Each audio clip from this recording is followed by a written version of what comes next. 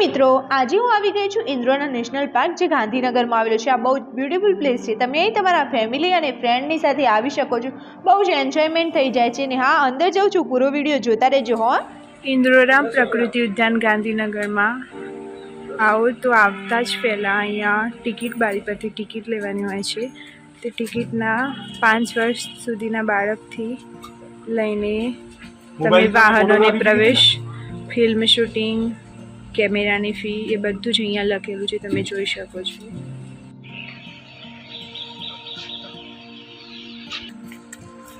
અહીંયા આગળ જતાં તમને સિંહ, વાઘ, ચિત્તો, દીપડો, પછી બીજા પંખીઓ, પક્ષીઓ બધું જ જોવા મળશે। અમે બંને આવી ગયા છીએ અહીંયાથી છેક સુધી ચાલતા જવું પડે છે કેમ કે અમારા જોડે કોઈ વ્હીકલ નથી, નહીં તો અમે છેક પાર્કિંગ સુધી પહોંચી જતા। હાય ગાઈઝ, અહીંયા ઇન્દ્રોરા પાર્કમાં અમે અંદર જઈએ તો છીએ પણ હમણાં છોટીએ એક નોળિયું જોયું તો જનરલી બધા નોળિયું જોઈને એમ બોલતા હોય છે કે નોળિયા નોળિયા તારું ગળ્યું મોઢું, એટલે કોઈ ગળ્યું ખાવા મળતું હોય, પણ આ એવું બોલી કે નોળિયા નોળિયા તારું પૈસાવાળું મોઢું, એટલે પૈસા મળે। આ પાર્કિંગ એરિયા છે, અહીંયાથી આ સાઈડ તમે તમારા વાહન પાર્ક કરી શકો છો। હું અંદર આવી ગઈ છું પણ અહીંયા આવીને બધા ચોલી પહેરેલા જોઈને મને લાગે છે કે નવરાત્રિ તો હજી સુધી ચાલુ છે, પણ અહીંયા એ બધા લોકો ફોટોશૂટ કરવા આવ્યા છે। આપણે અહીંયાથી અંદર જવાનું છે, આ ગેટ છે ત્યાંથી।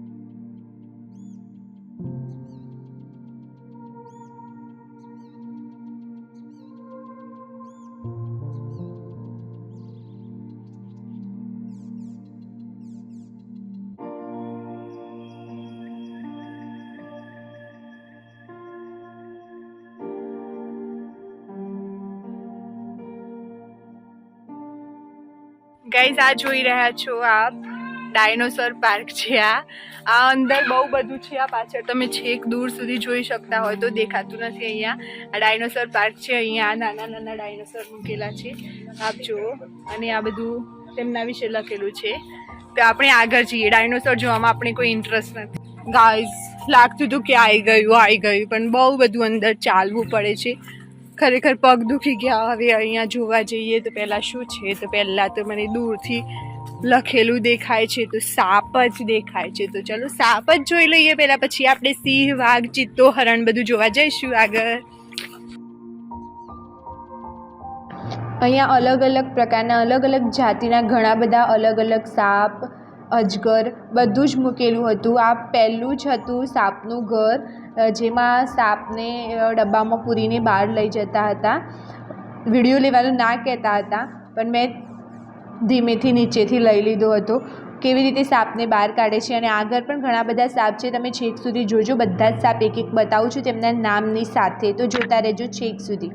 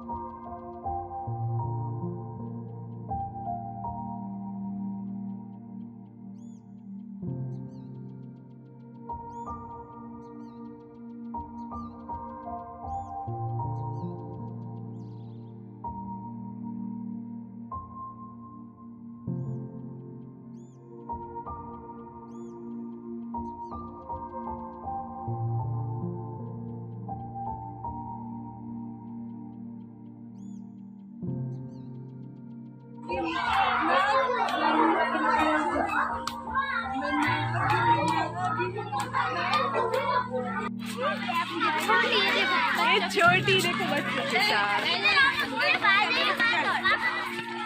बच्चों से बात करते हैं किसी बच्चों से बात करते हैं छोकरा कोई छोकरा जोड़े बात करिए आप क्या थी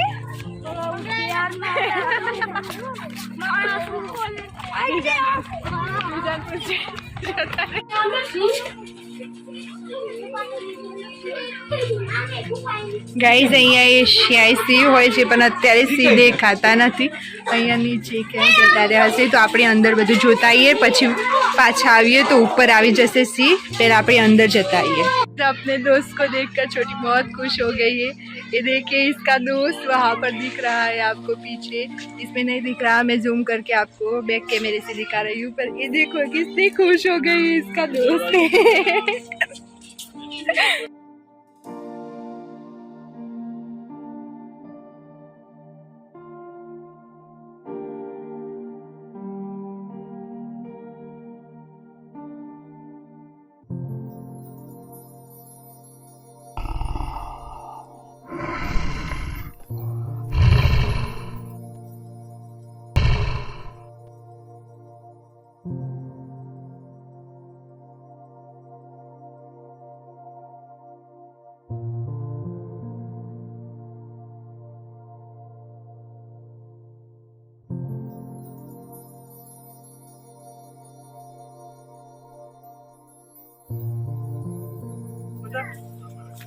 ગાઈસ સિંહ જોવો હતો પણ સિંહ તો તેની ફ્રેશ થવા માટેની ટાંકી બનાવી છે એમાં આરામમાં પાણીમાં પડ્યો છે એ તો જોવા ના મળ્યો હવે થોડી વાર અડધો કલાક પછી બહાર આવશે એમ કહે છે બધા પણ અમે તો બીજું જોવા જઈએ છીએ મગર જોવા જઈએ છીએ આ જોવા આની હેરસ્ટાઈલ એના ભાઈબંધો જેવી તો કરી જ દીધી તો આપણે આગળ જઈએ મગર જોવા માટે અને વેલ માછલીનું હાડ પિંજર કે એવું કંઈક પણ છે અહીંયા તો ચાલો એ જોવા જઈએ સિંહ તો બહાર નીકળશે તો જોઈ લઈશું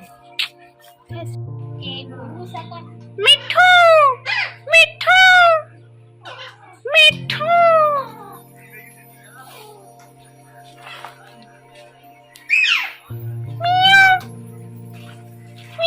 અવાજ મસ્ત કાઢે છે ગાઈઝ ઇન્દોરા પાર્કમાં આવીને કંઈક બીજું યાદ આવ્યું કે હું આ પાર્કમાં ચોથા ધોરણમાં ભણતી હતી ત્યારે સ્કૂલમાંથી આવી હતી સ્કૂલમાંથી વન ડે પર લાવ્યા હતા ઇન્દોરા પાર્કમાં ત્યારે અને એ ટાઈમે હું ઘરેથી 40 રૂપિયા વાપરવા લઈને આવી હતી તો અત્યારે બધું જોયું મેં તો એ પછી અત્યારે પહેલી વાર જ આવી છું ફરીથી તો બધું જોઈને મને યાદ આવ્યું અમુક વસ્તુ બધી બદલાઈ ગઈ છે પણ અમુક યાદ આવ્યું કે હા આ જગ્યાએ તો હું આવી હતી અહીંયા આ મસ્તી કરી હતી અહીંયા ફોટોઝ લીધા હતા ફોટોઝ તો અમારી જોડે એ વખત કંઈ નહોતું પણ સ્કૂલમાંથી એક ફોટો જે ગ્રુપ ફોટો લેતા હોય એ લીધો હતો એ બધું યાદ આવી ગયું એટલે બહુ જ સારું લાગ્યું ને અત્યારે સ્કૂલના બીજા છોકરાઓ પણ આવ્યા હતા એમને જોઈને તો બહુ જ સારું લાગ્યું કે હું પણ આ જ રીતે આવી હતી સ્કૂલ ડ્રેસમાં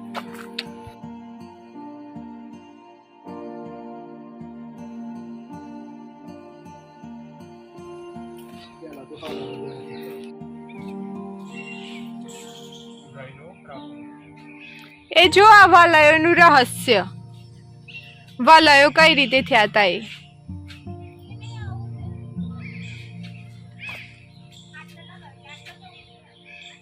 વૃક્ષોની ઉંમર વલયોની ગણતરી કરીને નક્કી કરી શકાય છે પ્રત્યેક વલયની એક જોડ વર્ષની ઉંમર દર્શાવે છે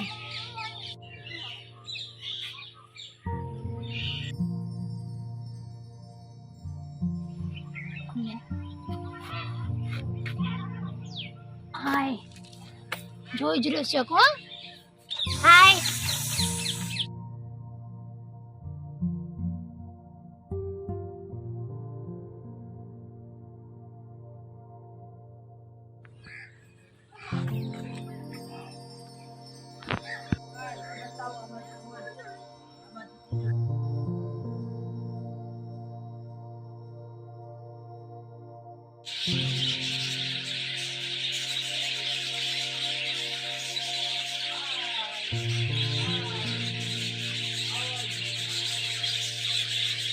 કેટલા રંગબેરંગી સરસ મજાના પક્ષીઓ છે બધા જ અલગ અલગ કલરના છે જુઓ કેટલા મસ્ત છે આ નજીકથી બધા કેટલા મસ્ત બેઠા છે બંને. વાવ, આ બંને જો ઉપર બેઠા છે. ગાઈસ, પક્ષીઓના જોડે કેટલો મસ્ત કલરવાળો અવાજ આવે છે. અને આ જો એના પોતાને રીલ્સ લેવા બેઠી છે.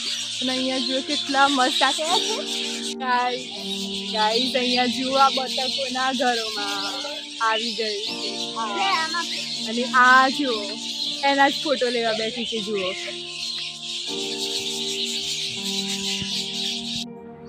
હા ગાઈસ, તો આ હતું ઇન્દ્રોડા પાર્ક. તો તમને કેવું લાગ્યું? મારાથી જેટલું ટ્રાય થતું હતું એટલું મેં જોયું અને તમને બતાવવાનો ટ્રાય કર્યો છે. તો તમને કેવું લાગ્યું અને મજા આવી કે નહીં કોમેન્ટમાં જરૂર લખજો. અને હા, હજુ સુધી મારી ચેનલને સબસ્ક્રાઈબ નથી કરી તો જઈને સબસ્ક્રાઈબ કરો. અને આ વિડીયો વધુમાં વધુ શેર કરો, લાઈક કરો. અને હા, કોમેન્ટ કરવાનું ભૂલતા નહીં. Thank you.